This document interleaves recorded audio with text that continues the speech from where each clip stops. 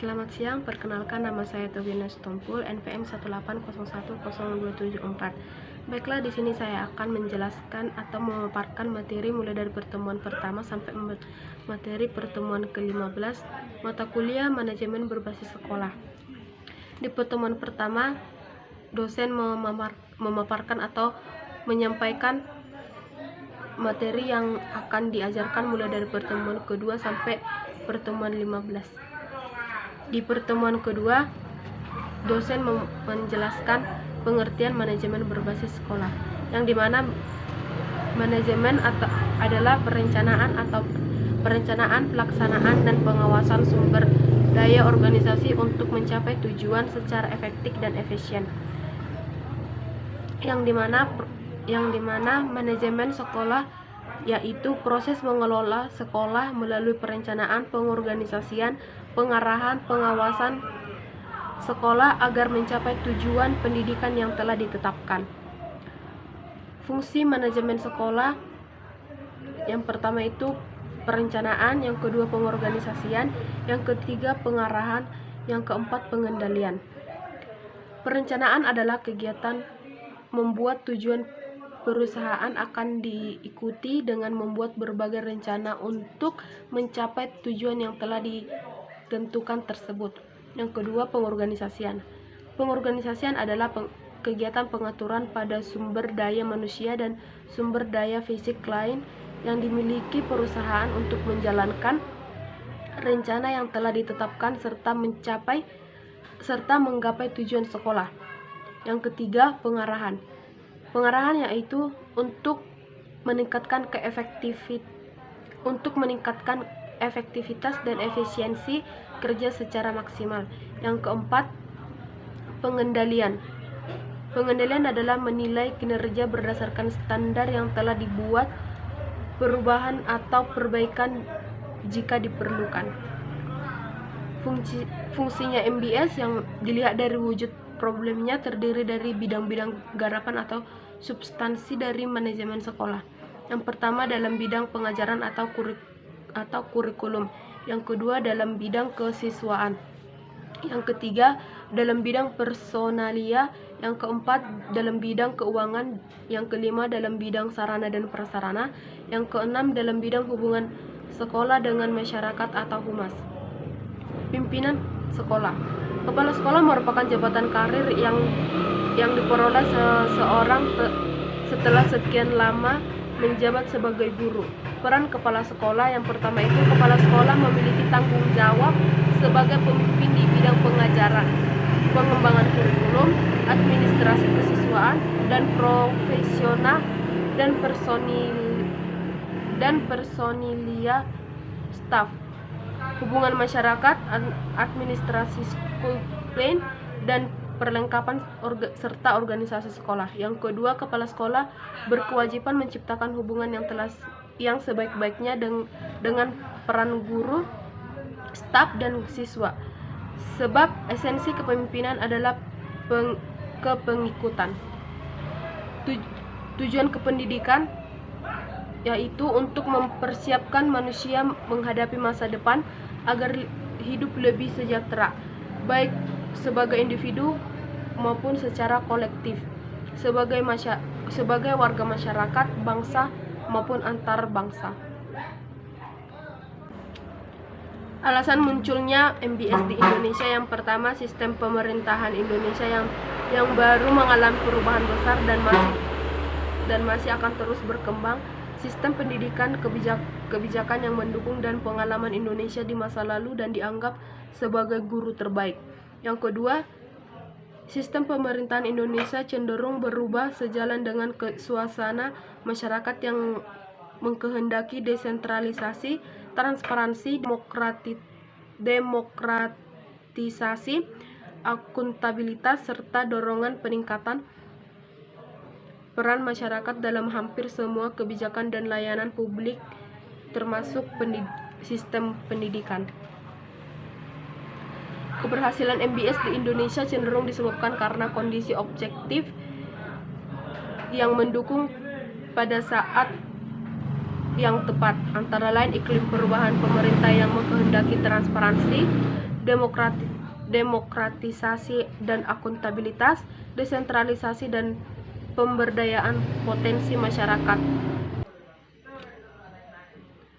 Keinginan para tokoh pendidik untuk mengaktualisasikan konsep manajemen pendidikan yang telah lama dipendam, serta keinginan birokrat yang secara diam-diam konsisten ingin melakukan reform tanpa banyak publikasi. Yang selanjutnya, tujuan adanya MBS, yang dimana tujuan adanya MBS yaitu untuk meningkatkan mutu pendidikan dengan cara memberdayakan seluruh potensi sekolah sesuai dengan kebijakan pemerintah dengan menerapkan kaidah-kaidah manajemen pendidikan atau sekolah profesional. Tujuan MBS yaitu untuk meningkatkan keunggulan sekolah melalui pengaruh keputusan bersama. Manfaat MBS yang pertama, sekolah lebih mengetahui kelebihan dan kekurangan, peluang dan ancaman bagi sekolah yang bersangkutan. Yang kedua, sekolah lebih mengetahui kebutuhan skala prioritas. Yang ketiga, pengambilan keputusan lebih partisipatif. Yang keempat, penggunaan dana lebih efektif dan efisien sesuai dengan skala prioritasnya. Yang kelima, keputusan bersama lebih menciptakan transparansi dan demokrasi. Karakteristik MBS dari aspek pelaksanaan MBS. Yang pertama, pemberian otonomi luas kepada sekolah. Yang kedua, partisipasi orang tua dan masyarakat.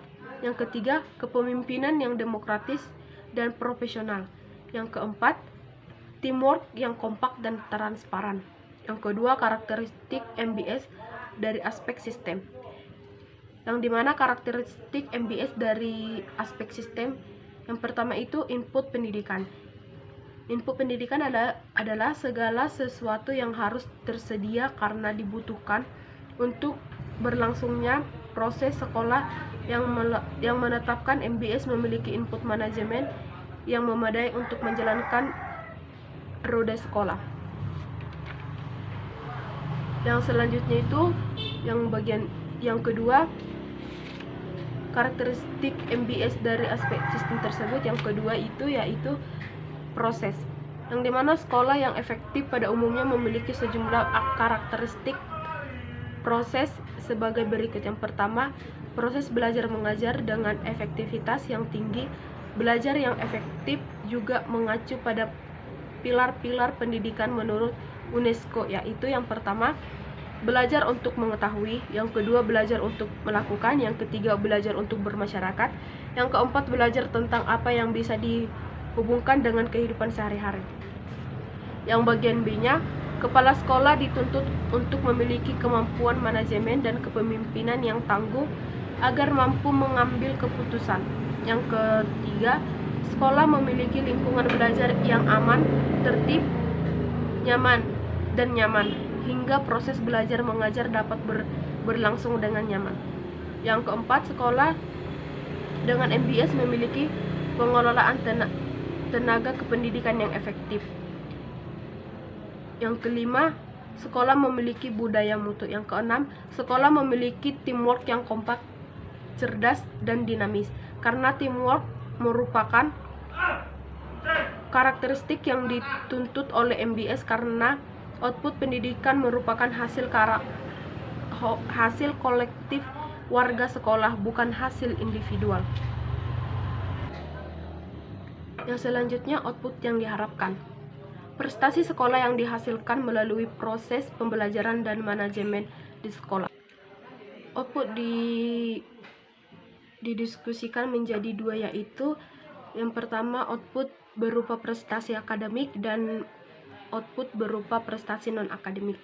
Fungsi-fungsi manajemen, yang pertama itu perencanaan dan evaluasi, yang kedua pengembangan kurikulum, yang ketiga proses pembelajaran, yang keempat personil atau ketenagaan, yang kelima keuangan, yang keenam fasilitas sekolah, yang kesembilan pelayanan siswa, yang keenam hubungan sekolah dan masyarakat, yang ketujuh iklim sekolah. Implementasi MBS. Implementasi MBS adalah pemberian otonomi yang lebih luas kepada sekolah dengan tujuan akhirnya meningkatkan mutu hasil penyelenggaraan pendidikan sehingga bisa menghasilkan prestasi yang sebenarnya melalui proses manajerial yang mapan. Dalam implementasi MBS meliputi yang pertama itu manajemen kurikulum, yang kedua manajemen ketenagaan kependidikan, yang ketiga manajemen kesiswaan, yang keempat manajemen pendanaan atau keuangan, yang kelima manajemen hubungan antara sekolah dengan masyarakat. Strategi sekolah dalam implementasi MBS. Strategi yaitu suatu pendekatan atau kaidah-kaidah yang mana untuk mencapai suatu tujuan dengan menggunakan tenaga, waktu, serta kemudahan secara optimal. Implementasi MBS akan berlangsung secara efektif dan efisien apabila didukung oleh sumber daya manusia yang profesional untuk mengoperasikan sekolah, dana cukup agar sekolah mampu menggaji staf sesuai dengan fungsinya, sarana prasarana yang memadai untuk mendukung proses belajar mengajar, serta dukungan masyarakat yang tinggi.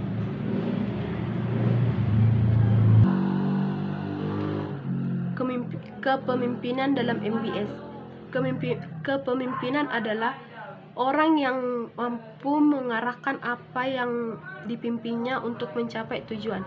Ciri-ciri kepemimpinan: yang pertama, aktif terhadap situasi, yang kedua waspada terhadap lingkungan sosial, yang ketiga tegas, yang keempat kerjasama, yang kelima percaya diri, yang keenam energik. Gaya kepemimpinan yaitu bagaimana seorang pemimpin melaksanakan fungsi kepemimpinannya dan bagaimana ia dilihat oleh mereka yang berusaha dipimpinnya. Gaya kepemimpinan atau tipe kepemimpinan. Yang pertama, tipe pemimpin yang otokratik. Yang kedua, tipe pemimpin yang militeristik. Yang ketiga, tipe pemimpin yang paternalistik. Yang keempat, tipe pemimpin yang demokratik.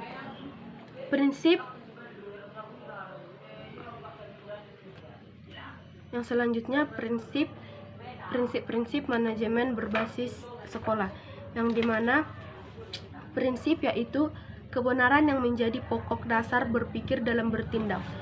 Prinsip-prinsip MBS ada 7. Yang pertama, kemandirian, keadilan, keterbukaan, kemitraan, partisipatif, efisiensi, dan akuntabilitas. Penerapan prinsip-prinsip manajemen berbasis sekolah. Yang pertama, kemandirian. Kemandirian adalah kewenangan sekolah untuk mengelola sumber daya dan mengatur kepentingan warga sekolah menurut prakarsa sendiri berdasarkan aspirasi seluruh warga sekolah sesuai peraturan perundangan. Yang kedua, keadilan. Keadilan yaitu sekolah tidak memihak terhadap salah satu sumber daya manusia yang terlibat dalam pengelolaan sumber daya sekolah dan dalam pembagian sumber daya untuk kepentingan peningkatan mutu sekolah. Yang ketiga, keterbukaan. Keterbukaan adalah manajemen dalam konteks MBS dilakukan secara terbuka atau transparan, sehingga seluruh warga sekolah dan pemangku kepentingan dapat mengetahui mekanisme pengelolaan sumber daya sekolah. Yang keempat, kemitraan. Kemitraan yaitu jalinan kerjasama antara sekolah dengan masyarakat, baik individu, kelompok atau organisasi maupun dunia usaha dan dunia industri. Yang kelima, partisipatif. Partisipatif dimaksudkan sebagai keikutsertaan semua pemangku kepentingan yang terkait dengan sekolah dalam mengelola sekolah dan pembuatan keputusan. Yang keenam, efisiensi. Efisiensi dapat diartikan sebagai penggunaan sumber daya atau dana, sarana dan prasarana, dan tenaga sesedikit mungkin dengan harapan memperoleh hasil seoptimal mungkin. Yang ketujuh, akuntabilitas, yaitu menekankan pada pertanggungjawaban penyelenggaraan pendidikan di sekolah, utamanya pencapaian sasaran peningkatan mutu sekolah.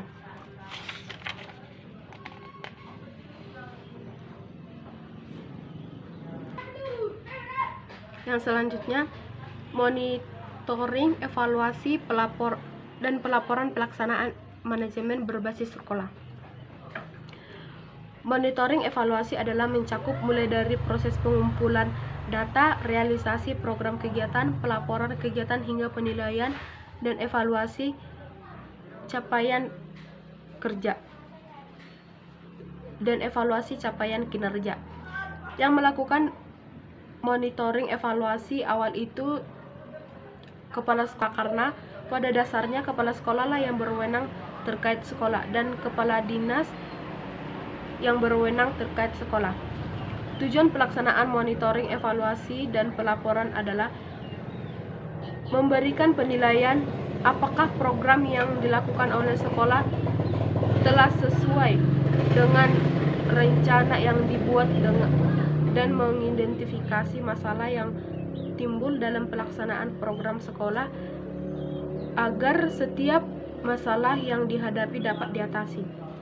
Demikianlah yang dapat saya sampaikan. Maaf jika ada kata-kata yang salah. Saya minta maaf dan selamat siang.